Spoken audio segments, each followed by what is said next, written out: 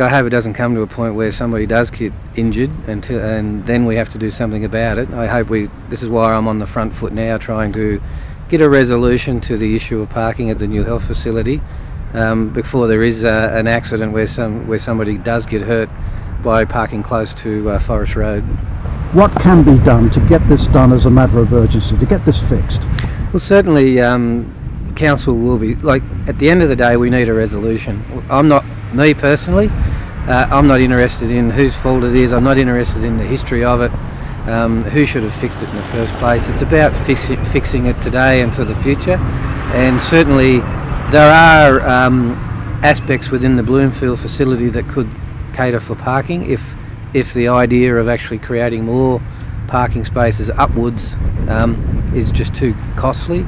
Certainly there are other facilities across Forest Road that are available, such as the old drive-in. Now certainly the old drive-in is privately owned, but that's an option worth looking at and talking to the owners of that particular land about what could be done there. That creates another hurdle, I suppose, about how you get people safely across Forest Road if they were parking in the old drive-in, and that would either be lights or a overpass, and the overpass would have to be I suppose available to everybody with different disabilities. Certainly I suppose the owners of the land, which are the PPP people that would be there, I suppose have to give the tick of approval if any further car spaces were to encroach on the beautification areas which are behind us here now. And certainly, as you say, yeah, that is an option, and not one that council can sort of dictate to the owners of the particular facility here, but certainly it is an option. My feedback is that the management don't really believe that there is an issue with parking. They believe that they have facilitated enough spaces for the hospital.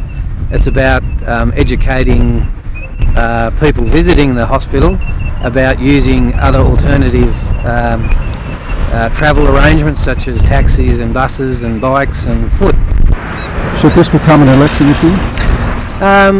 Should it become an election issue? It could well become an election issue.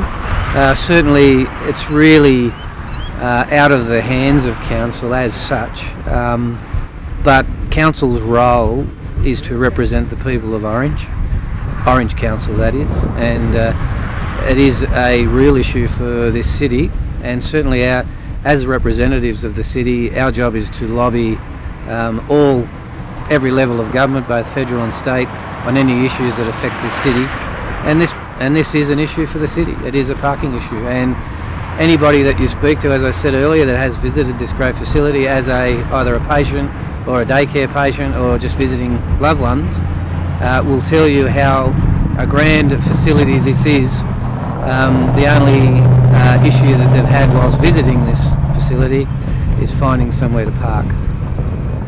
From your point of view, how long can this go on?